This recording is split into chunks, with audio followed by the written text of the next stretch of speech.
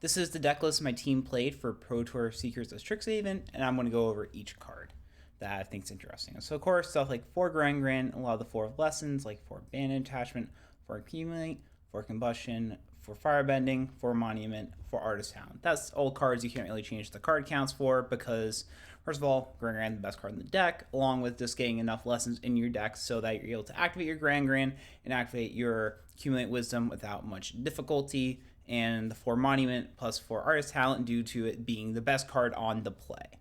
The biggest thing about one building this deck is that you want to really hedge for being on the draw. Your Monument Artist Talent package is just how you win on the play, because how Standard works right now is every deck doesn't really present a turn 2 card that you have to answer. For example, if you're on the play with this deck and you're against a Landfall player, their turn 2 play, so it's going to be a Badgermal Cub at best. So you don't really need to be concerned about anything, as long as they don't have a land or elf that they have in play. But that is really how this deck needs to be built. It's just around Artist Talent and Monument, just stick one and get your cards rolling, because yes, Gran plus Accumulate Wisdom is going to be your best cards. You still need to be able to handle when you are on the draw, and you just can't tap out for Artist Talent because cards like Earthbender Ascension is in the format, so we need to be able to answer them. So a lot of the rest of the deck is how you build for that. So to start off with the cards that are a little more, I think, non-mandatory is first is 3 copies of Quenchia. I think Quenchia is a very powerful card right now. So the thing is that early on in the game, it can counter just Earthbender Ascension plus various other effects like Boomerang Basics if Prowess player misses a land drop, counters Flow State early, just also, not only does it counter all these important cards that are in the format right now, it also slows your opponent down. Oftentimes, this deck is really about gaining mana advantages when you are on the draw, so that you're able to eventually get this massive turn with Gran. So Gran plus a Quench means that you're only paying 1 mana for your opponent's 2. And that's a really good trade for you, because then it'll allow you to have maybe an extra turn to get out your engine. So look at Quench not only as one of your best early game cards, it also works as a good mid game card to just tap out your opponent and gain extra time to do whatever you need. So it does all that, plus also being a lesson is very important. Like, we wouldn't be playing Quench if it wasn't a lesson. You'd probably play a different counterspell. Next card I want to talk about is 3 copies of Flashback.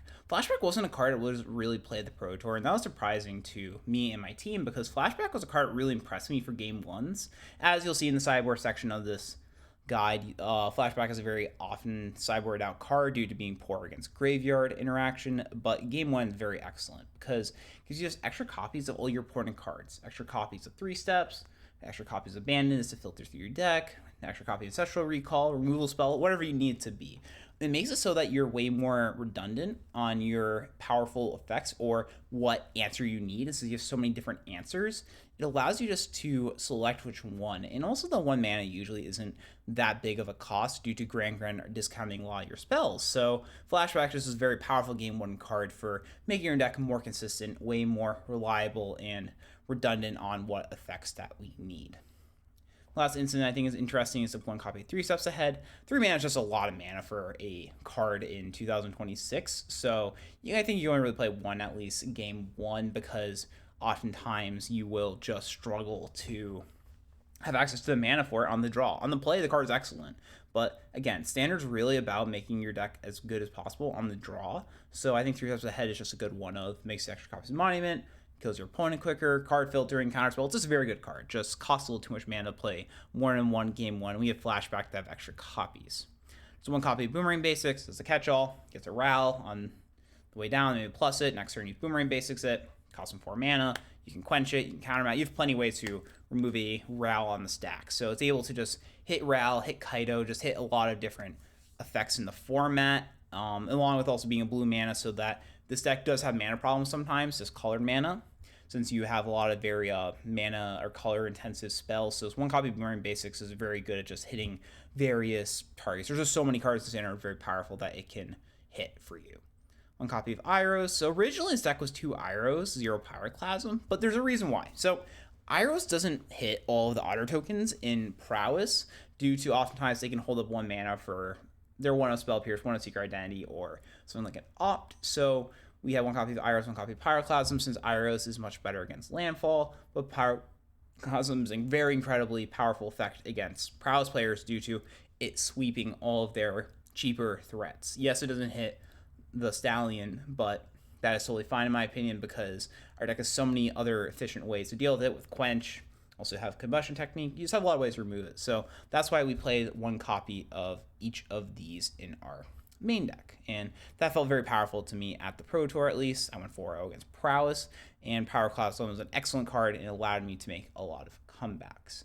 So I'll discuss what changes I think I might want to make going forward in the guide, but I'm going to start with the sideboard, which I think is a little bit we landed a little bit wrong with. So the cards I know for sure are very powerful. 2 copies of Annul. Annul is just one of the best cards. It's good against Prowess because it hits Soul Guide and Stormchaser Talent if they have to bring in Soul Guides, which not everyone will, so you don't always bring in both, but it's very good there. It's good in the Lessons Mirror, and it's also good against Landfall because oftentimes they have a lot of them have Soul Guide, and also they will have Earthbender Ascension, which is a must-answer card, so it's having a 1-mana counters magic spell, so you just pay 1 to 3. It's very important. So again, on the draw, you need to be able to snipe these kind of cards with not much mana, so very good effect.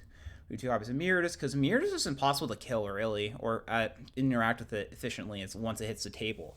Because, let's say you're against like a Prowess player, they have like an Otter token plus a Slick Shot plotted, and you just pay 5 mana, and they have, let's say, 4 lands in play next turn. Boomer Basics costs them 3 mana. That's a lot of mana. So that means that you're able to gain time and create a threat that is a must-answer threat. So this card is very powerful and also is good against all the grindy decks because Sessional Recall plus the body is just very excellent. And I think that should have been a one of, but the card was very good still. This card is Essence Scatter. It's our hedge card, just hits a lot of different random matchups because you just want an extra copy of the Flash Freeze effect against Landfall. So 1 copy of Essence Scatter hits everything in Landfall you care about, and also really good against things like Spellmentals. Can also be, you can bring it in against Prowess, because especially with the Color Storm Stallion, this hits so many of their threats. So Essence Scatter is something that I definitely think was pretty good, but it could also be in our copy of Flash Freeze. So Flash Freeze hits good against Prowess, good against Landfall. Simple as that. Practical Joke, it's a card as the hedge beyond the draw. It's good against Landfall because it hits a Surak. It can also be brought in against Prowess if their deck is built in a way where we just want an extra 1-mana removal spells on the draw. So it's a very good card against a lot of the decks in the current standard format. And again, you just want cheap interaction instead of more expensive interaction, so that when your opponent lays on like Llanowar Elf or something like that, you just have 1-mana interaction spell, or if your opponent goes Surak on 3, you can then on your turn 3 go kill it plus a 2-mana up. So it's a very flexible card that just, again, is cheap. That's why it's in the deck, and it was quite good. 1 copy Ral. You just want different effects for your, I think, your post-game non-monument ways to win. We never really sideboard out monument with this deck, but you just want to have other ways to win the game, so you can just dump your monuments when they're bad. And Ral's is very good as least one of. It allows you to just take over the game by itself. It's a win condition by itself. As simple as that. Draws cards. It works well with monument. Can defend itself. I think it's at least a one of in the deck. It just works very well. It's just you slam out of 4 sometimes. Your opponent doesn't have it, and you win. 1 copy of Seer. You just want a way to kill, at least when we played this deck, kill Icesteel Explorer plus Might Form Harmonizer. So I think Seer is just a very powerful card that you just want one of in your sideboard for that, and there's other random decks you can bring it in against. It's a card I think might be cut, but I think that it was well worth at least the 1 slot going in the Pro Tour where Icesteel Explorer is more popular, but now with that card being a little less popular with Greenlight Landfall winning, and only having 2 copies of it in the main deck, I think it's a little bit sketchy. Next card, 3 copies of Spell Pierce. Excellent card. It's cheap. All Magic is about right now is just mana advantages when you are dealing with the power that we have right now, especially with how being on the draw can be quite difficult to win. You just need cheap interaction to slow your opponent down or deal with the powerful threats. So you just want the Spell Pierces so that you can make your deck cheaper post-board when the card is effective. Things like Mirror, Prowess, and other various decks like Control that you can use Spell Pierce against. It's just cheap. That is, again, Quench costs 2, Spell Pierce costs 1. And you can sideboard out your Quenches a lot because of this. And 3 was the right number because so good against Prowess, so good against Lessons Mirror.